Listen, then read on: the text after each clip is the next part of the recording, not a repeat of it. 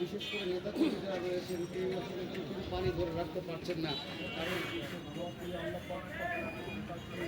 দেশনেত্রী বেগম খালেদা জিয়া শুধু বগুড়ার নয়, তিনি সারা বাংলাদেশে, কিন্তু বগুড়া হচ্ছে তার একটি নারীর টান।